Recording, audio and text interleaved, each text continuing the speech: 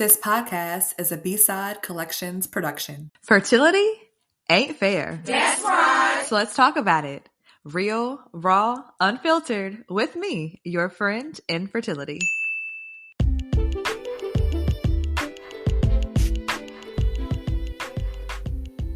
Welcome back, Fertility Ain't Fair community. I am your host, Britt, and thank you for hopping into yet another episode of Fertility Ain't Fair, the podcast.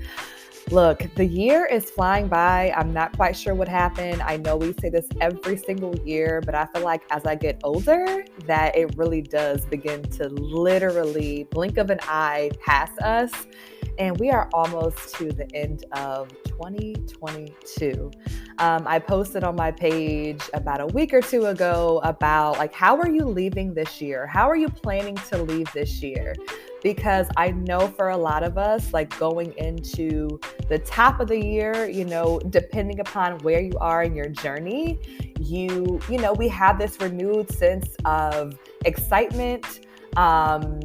Sometimes we're scared, we're anxious, but I know for us, we were going into this year knowing we would start IVF this year. This was going to be our IVF year. And over the course of this year, we have done 3 cycles. It has been a crazy roller coaster as usual. And, we're still not pregnant, but we are leaving this year, knowing what protocol is best for us when it comes to IVF. We know now that we have 3 embryos on ice, which we had 0, top of the year. And so while we may not get our, baby, right, because we need at least 9 months to get that figured out once we conceive, by the end of this year, we are still feeling very, very blessed and hopeful that, going into next year, we are starting at a different place and we're not starting at ground zero again for now. And so that is a really, really powerful place to be for us, and really it's the hopeful place to be for us. So this episode, we are talking all things IVF. It's entitled I've Got This because we have our new friend to the show, Jessica, who is an IVF embryologist. So shout out to her and all the embryologists who do so much for us during this process. If you have never done IVF or it's coming soon, you will soon learn how important embryologists are to this process. And they are more than just embryo babysitters, okay? And so she's gonna go into a lot of detail, but really easy to understand. And I wish we would have had Jessica talk to us prior to starting this whole process, because whether you are brand new thinking about it or, way beyond, 1, 2, 3, 4, 5 cycles, regardless, there's always something new to learn or always something that you can understand a little bit better and then maybe help someone else out on their journey. So without further ado, let's welcome Jessica Mans to Fertility Ain't Fair. So as promised, we have Jessica hopping in from Explaining IVF. How are you? I'm good, Brittany. How are you?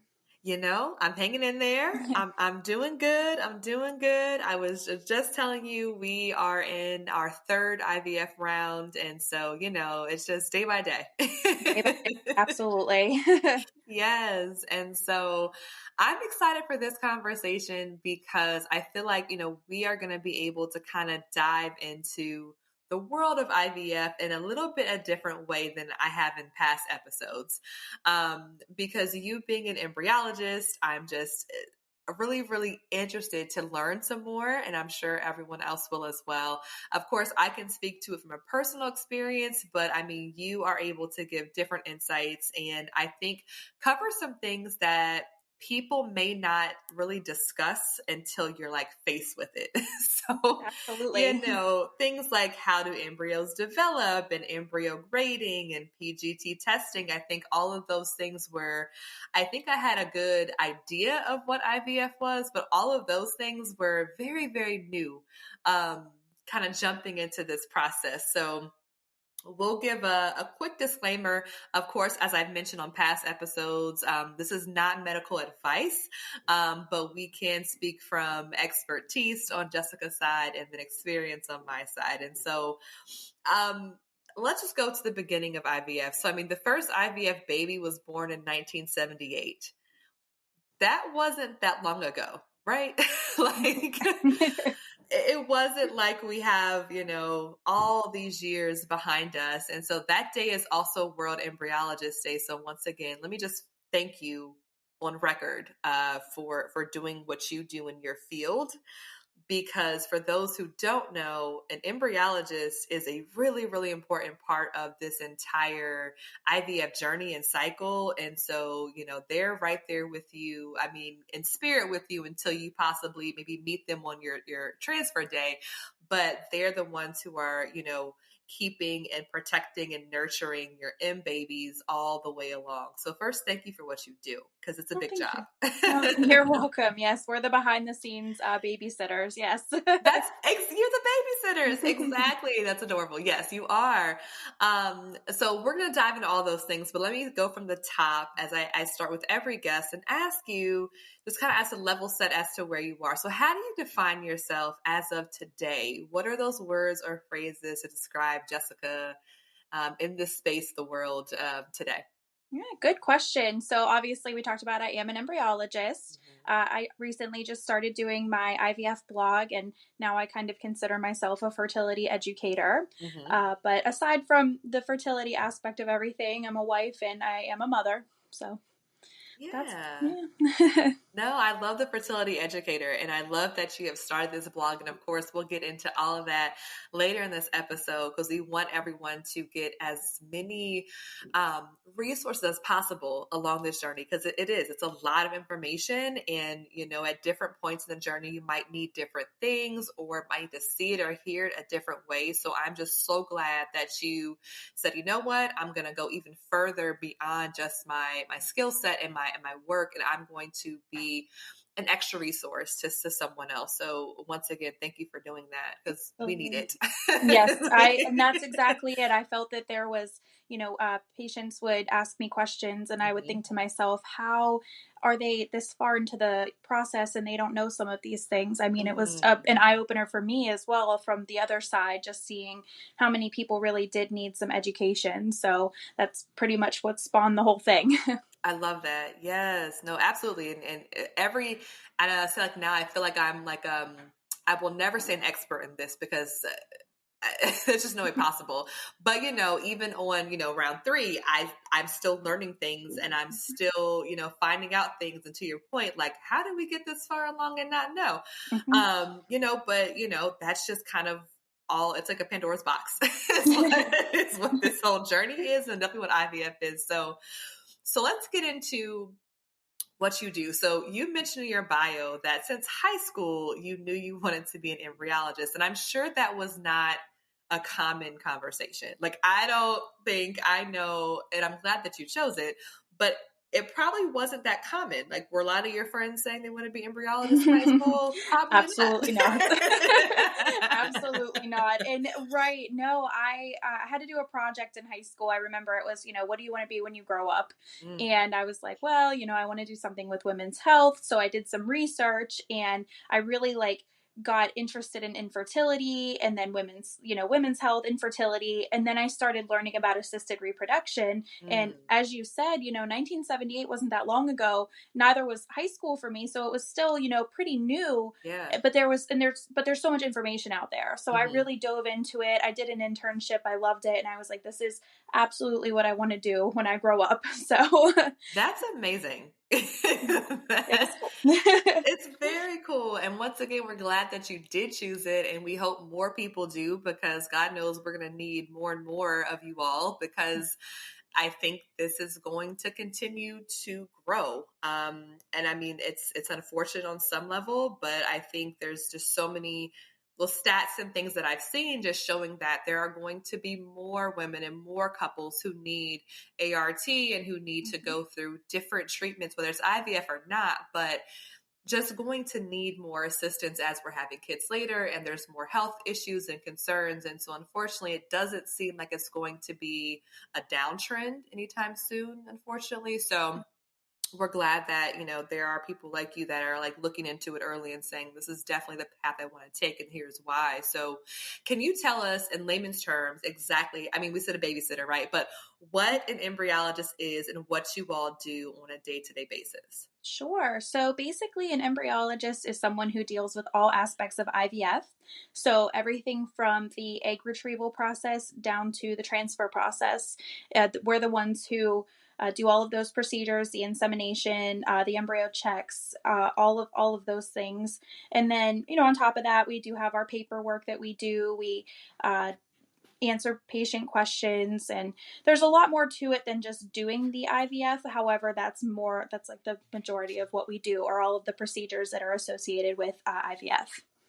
Yeah, no, thank you for that, because I just want to have us all on the same playing field and assume that, no one knows anything when it comes to this. And so, like I said, I wasn't even aware, of how involved, you all were in the process until we got really going into it. And like for our first cycle, unfortunately, we weren't able to get any viable embryos. So we did not have a transfer until it was canceled. But our second round, we did transfer one embryo. And so we were able to meet the embryologist, and, they came into the room with us, and my husband was able to, to see our M baby and take videos. So it was a very, very cool situation. It's very science fiction on some level, but also a very, very cool process. And that was a cool moment for us to be able to share and to meet that person. So it's very cool. So I hate to use the word standard, normal, and textbook, right? Because let's be honest, like there's so many things that are different. Like everyone's IVF cycle is different. Everyone's protocol is different. But what is the process or the steps for a standard or textbook IVF cycle for all those who may not be aware? So the process for an IVF cycle, it actually correlates with the menstrual cycle. So the goal of the first part of the IVF cycle is to try to get as many eggs mature as possible. So just really quickly, naturally what happens in our bodies is at the beginning of each menstrual cycle, multiple eggs actually start to mature in our ovaries, but normally only one actually ends up fully maturing, and that's the egg that's normally ovulated. So the goal is with an IVF cycle to not let those other eggs degenerate like they normally would. So they do that through a really regimented medication process. So you'll take a lot of medications during the stimulation process. And what they do is they let multiple follicles start to grow. So the follicles have the eggs inside of them. So as the follicles grow, we hope that the eggs inside of them are maturing. And then we also want to make sure that ovulation doesn't happen too early. So we take different medications for that. And it's all controlled through some monitoring. So you'll come in and your doctor will do an ultrasound to check your follicles to make sure they're growing. You'll do some blood work to make sure your hormone levels look okay. And then once those follicles get to a certain point, the doctor will have you do a trigger shot. And the trigger shot is actually, it simulates LH, which is one of the hormones in our body, which triggers ovulation to occur. So at that point, right before ovulation occurs, your doctor schedules your egg retrieval. So you don't want ovulation to occur because the eggs will be lost. You want to make sure that they're still in the ovaries, but you want to make sure that they're also really mature. So they're about to ovulate, but they haven't yet. So it's a really regimented timing for that as well. So you'll have your egg retrieval. And what happens during the egg retrieval is the doctor will go in and remove some of the eggs from their follicles in the ovaries. And they will go into a dish, which will go into the lab. The embryologist will check the dish to see if any eggs are found. And then once all of the eggs are found, the embryologist can determine how many of those eggs are mature. So just because you have a certain number of eggs retrieved doesn't always mean that they'll all be mature. They have to be mature in order to be inseminated. And then the same day, if you're not freezing your eggs, you can have them frozen that day. But normally what people do is they do insemination. So you can either do a conventional insemination where you put the eggs and the sperm in a drop together, or you can do ICSI, which is more common. And for that, you'll take one sperm and you'll inject it into one egg. And then regardless of the type of insemination you do, you'll check the embryos the next day to see if fertilization occurred or not. If fertilization occurred, you'll let the embryos grow for a few days, and then you will start to do your observations. Some people will observe the embryos 2 days later. Other people will wait 4 days later until they're a little more developed before they grade them.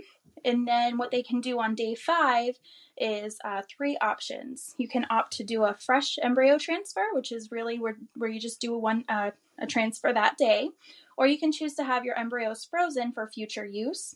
And another thing that you can do is PGT, or pre-implantation genetic testing. So you can have a biopsy done that day before you freeze your embryos as well. So that's like a normal that week kind of cycle. Mm-hmm. But then later on down the road, of course, if you're planning to do a transfer, the embryos would need to be thawed and then transferred. So that was perfect. I'm sure you've explained that many times to people, but that was like amazing, perfect. I should have called you before we started a long time ago. No, thank you so much for that and for giving it to us in like plain, easy English. And a couple of things that I did want to point out. I'm glad that, of course, that you brought it to the forefront, that I think I was either confused or maybe I just missed it in our training videos when we first started. The first thing was that eggs have to be mature to be fertilized. And so, back to your point of saying like, however many eggs you get doesn't always equal, how many embryos you're going to get. And so if you're new to this space, that could be a little bit jarring or a little bit nerve wracking, right? Because you're like, well, what do you mean? Like I got, 20 eggs, 10 eggs. Like, how do I not, correlate that to having that many embryos? And that was something for me that we had to just kind of learn along the way.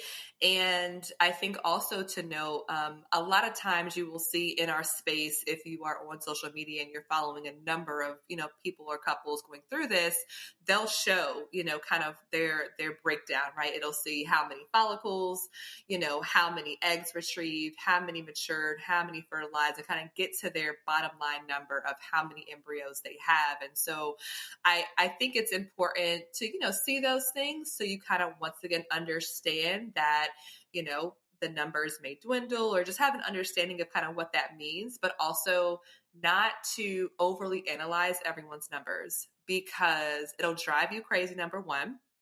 And number two, everyone is so different. And I think I had a friend of mine who also went through IVF, and she had told me a while back, like, don't get lost in the numbers, because at the end of the day, it only takes one, and just because you have, lots of eggs or, lots of, fertilized embryos, it doesn't always equal, that you're going to have, a number of children. So I think just to let people know, don't get lost in the numbers, understand them, what they mean, in terms of the steps, but, don't get too wrapped up in it, and getting like too wrapped up in what everyone else's numbers are, because everyone is so, so different. So it's just across the board difference between one person to the next. So I just want to mention that. And then you mentioned, getting to your, your retrieval and then your transfer. But a lot goes into that week, because I also was thinking, okay, we do a retrieval and then a transfer is like right after that. And they were like, no, like there's some days in between where the embryo has to develop, as you were mentioning. And so can you break down, I think one of the common terms people see on social media or in different groups is, I got to blast, or I had this many blasts. So can you break down what a actual blast is when it comes to embryo development? Absolutely. So one thing just really quickly before that, just to kind of put everyone on the same page, when you're doing an IVF cycle, the embryos are kind of graded, or they're on days, basically. So day 0 is the day of your retrieval and your insemination. Day 1 would be the day that we do the fertilization check. And then day 5 is normally when they're either transferred or they'll start to be biopsied or frozen. So just so you know, like when I say day 1, that means the day after the retrieval, because that can get a little confusing. That's sometimes. A good point. Yes. So embryo development. So all embryos, they'll start out as one cell, so a fertilized egg. and then that one cell will start to divide into two, and then four, and so on. And then at this stage, when the embryos are still cellular, it's called the cleavage stage. But then what happens after that cleavage stage is the cells start to clump together and form what's called a morula. And then a little cavity actually starts to form in that clump of cells. That's called the blastocele. And that's when your embryo starts to reach that blastocyst stage or blast stage. So what happens during that time is, again, the formation of that cavity, but then you also get two cell lines that develop inside the embryo. So the two cell lines actually determine what cells will become what part of that embryo. So we have two parts. There's the inner cell mass. That's the part of the embryo that becomes the baby. And then you have the trophectoderm. Those cells actually become the placenta. So the main thing when someone says that they got to blast is that they have at least an early blastocyst stage embryo. So they have that cavity that is formed, and those two cell lines have also started to form. And that's also when transfer rates become better after the blastocyst stage, because the embryos are more sort of on par with how they would naturally be if they were in our bodies. Wow. I hope everyone has notes. Like, I hope you get your notebooks ready. Because seriously, this is good stuff. And like I said, so much to it that is just so good to know. And you may not remember everything, right? And you may not have all the terms, but this is just really helpful if you are starting this journey, if you're thinking about it, if you're like me, that's on 3 and still like, wow, I just learned something new. Like, this is good information to know, because once again, I think, I was under some illusion that it was going to be a quicker process, or, it was just going to kind of happen overnight or whatever else. And that's not the case. There are, as you said, a number of things that have to happen. And I think one of the hardest things is that, people always say, oh, the shots, I can't imagine how you go through all the shots. But I'll be honest and say, and I've mentioned this before, like, now that I'm 3 in, the shots for me are like probably the easiest part of this whole process, because getting to a retrieval, because it's not promised, right? Like, all the steps have to line up to get to that retrieval, and then from there, all the steps have to line up to get to that transfer. That has been the most nerve-wracking thing for me. Is like, I'm like coming out of anesthesia after my retrieval, like, how many eggs did we get? And they're like, calm down, relax. Like, I'm like, no, how many? Because it was just, I know that's like the next phase. So it's like phase 1 is the shots for me. Phase 2 is the retrieval, and then phase 3. And it's just been so nerve-wracking going from retrieval to transfer, because those 5 days are like, man, they're hard. They're right. hard, because you're like, what's going on? What's happening over there? We do, even in the lab, we kind of call it a waiting game. I mean, we're in the same boat as you. We're waiting for them to develop. We're hoping they do develop, but it's just that waiting. I know it has to be difficult waiting, not only for how many eggs did I get, how many fertilized, how many grew, how many maybe came back normal, but then waiting for your transfer, and then waiting for your, beta results. Unfortunately, that to me, I think would also probably be the hardest part, is just all the waiting and anticipating and, thinking the worst, but hoping for the best. But that's it. Right, It's that, right. It's that delicate balance always of just hoping for the absolute best, hoping for that miracle, hoping for it to happen at that one good time for you. And this, kind of feeling like, it's like so used to bad news. It's so hard. But you mentioned embryo grading a little bit earlier, so I wanted to get into that. So is this kind of like grades in school? Like, how are embryos graded, and kind of what do those grades mean? Yeah, so they're kind of graded like they would be in school. So we grade embryos on 3 criteria. Now, some clinics do grade their embryos on day 3. I'm not going to go into too much detail about that, since a lot of clinics don't do their grading on day 3. I'm going to talk a little bit more about what we see on days 5, 6, or 7, if your clinic cultures to day 7, because that's really what we think about when we think about embryo grading. Not too many people really focus on the day 3. So we'll kind of talk about the day 5 grading a little bit, and it kind of does go off of what we just talked about with the development.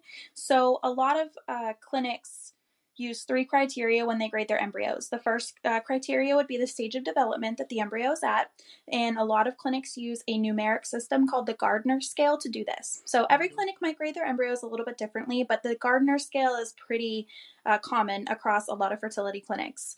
And what they do is they use numbers 1 through 6, where 1 would be an early blastocyst, so that cavity is still pretty small, but it's just starting to form. And then 2 would be a blastocyst, so that cavity is getting a little bit bigger. Number 3 would be a full blastocyst. That cavity is really big. It takes up almost like all of the embryo. And then what happens is that embryo starts to grow so much and that cavity gets so big that the shell around the embryo actually starts to thin out. That's where it's called an expanded blastocyst. That would be a grade 4. And then a little hole will actually form in that shell. And it'll start to hatch out. So that's when it becomes known as a hatching blastocyst or a grade 5. And then eventually the embryo will fully hatch out of its shell. So that's when it becomes a number 6. The embryo needs to fully hatch in order to implant. So that's the first thing we talk about when we talk about grading embryos is their stage of development. And again, every clinic's a little different, but the Gardner scale is pretty common for that. So that's that one. And then the next criteria would be the inner cell mass. So the inner cell mass is a clump of cells that sort of sits to the side of the embryo when you look at a picture of an embryo. And that actually becomes the baby itself. So the inner cell mass becomes the baby, and it's graded on an ABC scale. Some clinics also use a D grade, but most clinics do an ABC scale, with A being the best. So in that sense, it is sort of like school. An A-grade inner cell mass would be very compact. It would have a lot of cells. It would look very healthy. And then the last criteria that we use is for the trophectoderm. So those are the cells that line the shell of the embryo, and those become the placenta. And those are also graded on an A, B, C, and sometimes D scale, with A being the best. A would mean that there are a lot of cells. They're very uniform in size. There aren't a lot of gaps in them. And so if you have an embryo that is an AA quality, that means that the inner cell mass was given an A grade, and the trophectoderm was also given an A grade. And that would be the quote-unquote textbook perfect embryo. Got it. I did not know that. I have seen the grading, and but I was not, I guess, clear on the 3 kind of levels of which you guys do that. So that is fascinating, actually. And then there's so many different letters and acronyms, and so we're going to go to another one, and that is genetic testing. So I know, once again, everyone is different. Every clinic is different. I know for mine, if you're like under 35 and I think, kind of don't have any pre-existing or pre-known genetic issues, like you aren't required to get any kind of PGT testing. But I think over either 35 or 37, they require you to do that. But on a basic level, can you kind of tell us the differences between the PGT genetic testing and what they actually test for? Absolutely. So yeah, PGT it's a screening test to determine if there are genetic abnormalities present in your embryos. It's pretty accurate. I think last I checked, it was over 95% accurate. So again, it's a screening test, but it's a very accurate screening test, which is great. There really are 3 types of PGT. I won't go into too much detail about 2 of them because they're only performed if they're indicated, meaning that either parent has either a genetic mutation or something called a structural rearrangement. Those aren't very common, and they're kind of on a case-by-case basis, but the majority of PGT that's performed is called PGT-A. The A stands for aneuploidy. And aneuploidy is just another way of saying abnormal chromosomes or abnormal DNA. So briefly, in any normal cell, including an embryo, there are 46 chromosomes. So 23 sets. So 23 and 2 makes 46. One set is from the sperm and one is from the egg. So in any normal embryo, you would expect to see 23 sets of chromosomes. So in order to test for this, what we can do is we can actually take 5 to 10 cells from an embryo, which is called a biopsy, and then we'll freeze the embryo. The embryo will stay frozen at your clinic, but those 5 to 10 cells will actually be sent to a genetic testing company. And what the genetic testing company does is they'll amplify the DNA, so they'll make a bunch of copies of it, and then they'll run those samples through a machine that can actually tell you if the samples for embryo 1 have the correct number of chromosomes or not, and 2 and 3 and so on, for however many you may have tested. And so if your embryo has if the majority of the cells in the sample are abnormal, because 100% of the cells are typically not normal, but if the majority of them are abnormal, the embryo would be considered aneuploid. And if that were the case, most clinics will not transfer these embryos. Mm-hmm. These embryos have a really, really, really high chance of either not implanting or miscarrying or resulting in preterm birth, birth defects, and sometimes neonatal death. So a lot of clinics do not transfer aneuploid embryos. Mm-hmm. And on another note for that too, when you had talked about the age where it's recommended, we do see a rapid increase in aneuploid embryos right around the time a woman reaches 36. So that's why it's typically indicated when women are 36 years old, because the statistics, very valid statistics, a lot of studies have actually shown a higher chance of aneuploidy after 36 years of age. So, but if your embryo does come back as normal, meaning the majority of the cells in the sample are normal, they have the correct number of chromosomes, the embryo is considered normal and it has a much higher chance of implanting versus an untested embryo. Yeah. And I think for everyone, if you're, I know I was, since we didn't have to do it, I was given the option. And so, I asked a couple of different friends who I knew who went through it. And I mean, it really is a personal decision. Of course, like consult your doctor, get all of the information that you can to make the best decision for yourself and your family. A lot of times, the testing, if you do, happen to be very fortunate and have any insurance coverage, many times I know like they may not cover things like this because this is considered very elective and not quote unquote necessary to do, the IVF cycle. But get all the information, right? Like we have chosen so far not to do it. But if we were in a different situation or if this is a year from now, it might be very different. Cause I am, going into, 34 now, going into 35. So it could be a different scenario. But get all the things that you can to make an informed decision for yourself and, talk to your clinic, if you have insurance, figure out if it can somehow still be covered. If not, just find out what the cost is for that kind of out of pocket, and just go from there, but, talk to some people, maybe ask some people in a community or an open space, and, just get the data. But I think it's, amazing technology that we do have that to be able to do that. And I've heard so many women who have said, I'm glad I did it, because I had a friend from high school who just had her baby through IVF. And I think she mentioned to me they actually ended up doing it. And I believe a number of their embryos were unfortunately came back abnormal. And so, it would have been, potentially just, I hate to use the word waste, but they were able to choose and say, okay, now I know from this many, I am not going to use these and I'm just going to go with these one or two. And, thank goodness she had a great transfer and they have their child now. So, it could be a very useful tool, as you're looking to decide, what makes sense and, what is the best route to take. So thanks for breaking that down for us. Of course. And you said it perfectly. It's personal preference, definitely. Yeah. So we are going to do a quick episode break, and this is called WTF, and it is for What the Fertility.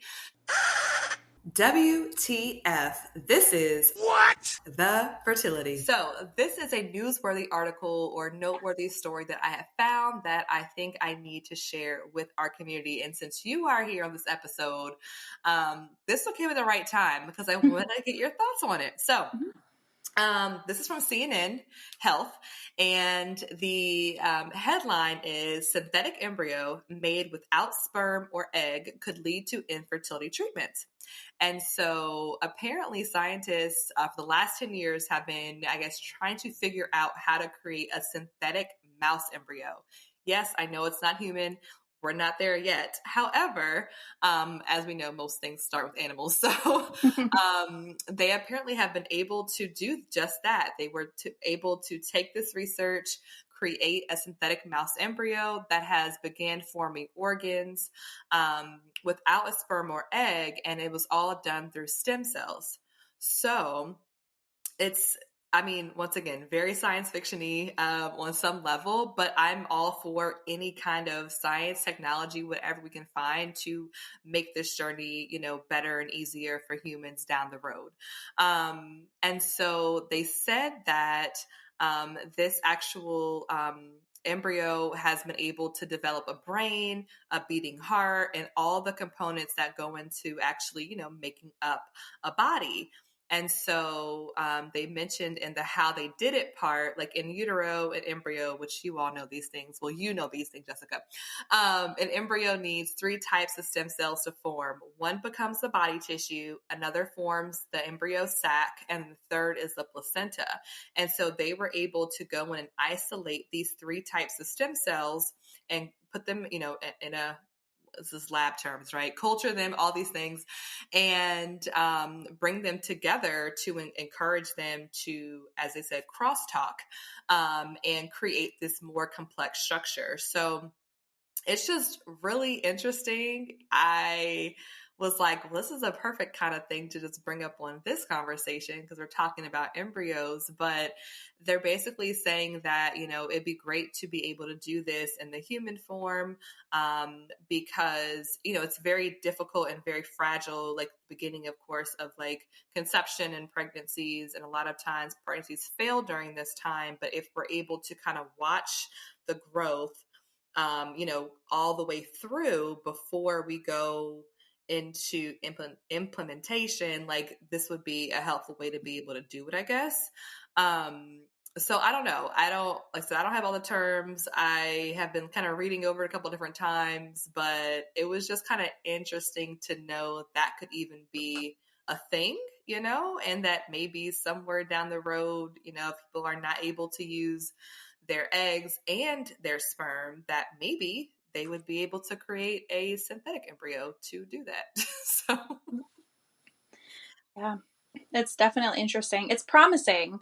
It's definitely promising when you think about stem cells and all of the developments that have been made, even in the past few years, just with stem cells. It's extravagant, really, how much they've been able to do with all of them. And when you think about it, embryos, their cells, whenever they first start to divide, they're almost like stem cells. They're called pluripotent, meaning they have the ability to become many different kinds of cells. So that's something also to kind of just keep in mind with the whole thing.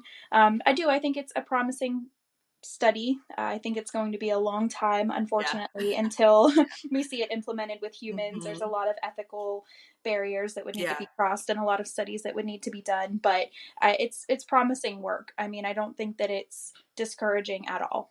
Yeah, no, I totally agree. And absolutely, it'll be a long time, everybody. But things that are happening in our space that, you never know, could help someone in the next, 50 years, who knows? Absolutely. Yeah. So as we kind of go to wrap up, what is the most rewarding part, you would say, of your job?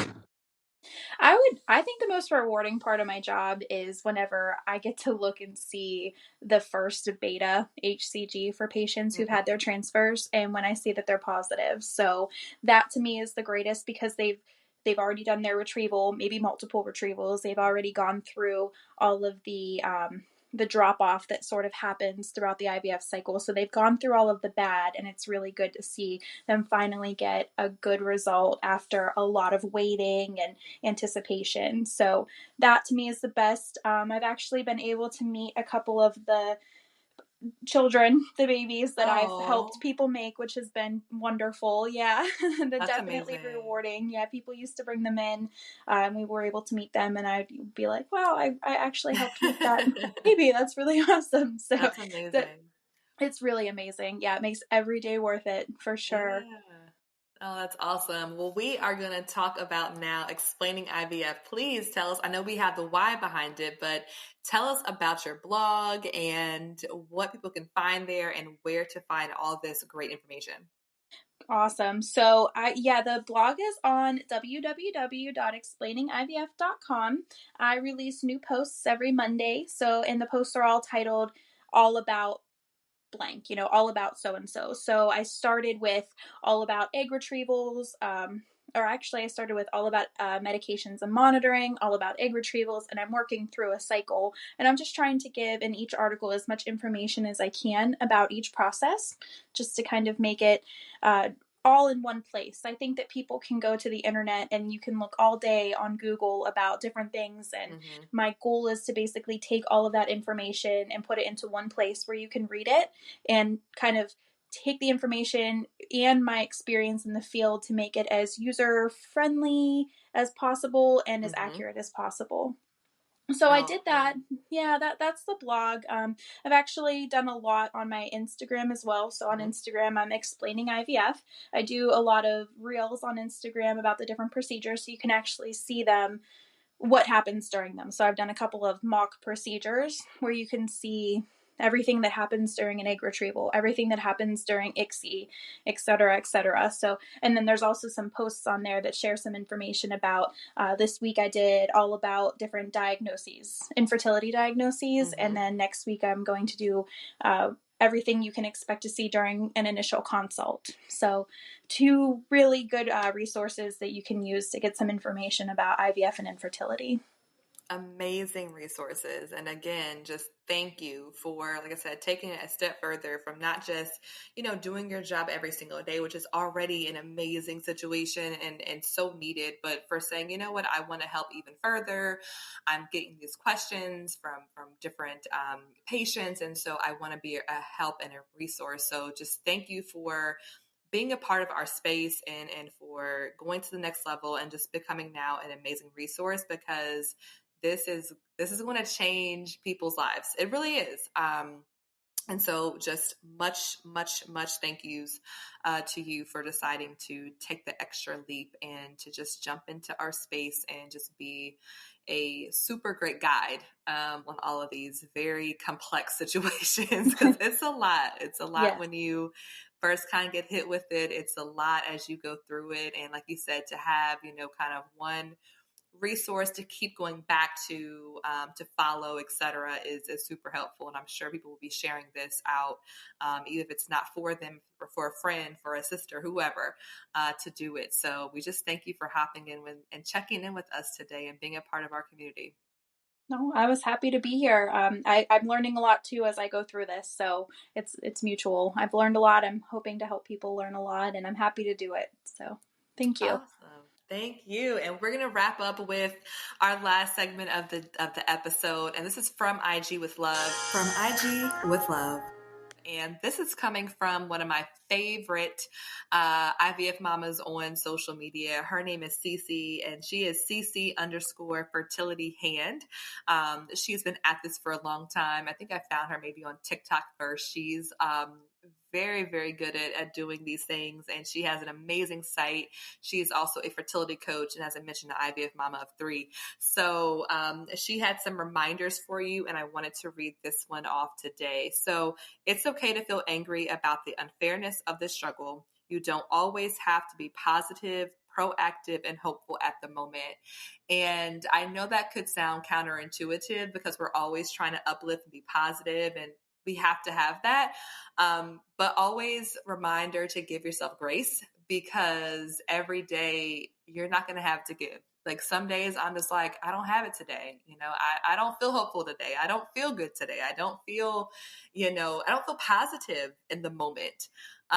So give yourself the grace to feel all the feels and not feel like you have to, put up this barrier all the time of just being a ray of positivity and sunshine and rainbows, because you know what? Some days it's dark clouds and rain, and that's okay.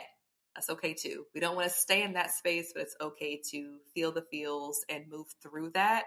Not avoid it, take it in, deal with it, self-care yourself and just love on yourself a little bit more that day. But I just wanted to give you that reminder that, it's not always going to feel good. It's not always going to be the best day ever, but we keep going, we keep moving forward, and that's all we can do. So Jessica, thank you for dropping all of this knowledge on us today, and make sure y'all follow her, because it's giving all the things you need to know about IVF.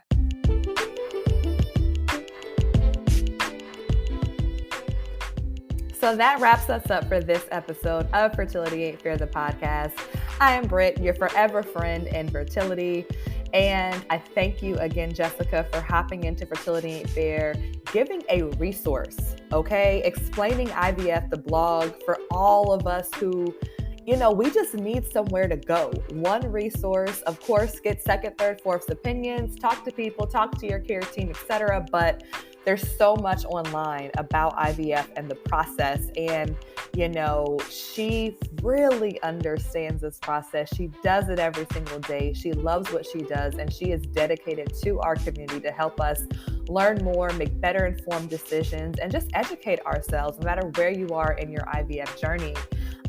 So I just thank her for, again, going above and beyond than just her, core job function, and saying, you know what, I'm going to create a blog. I'm going to help out more people who I don't interact with, people who aren't even my patients. So for someone to give of their time selflessly to our community, you are truly one of a kind, and we appreciate you.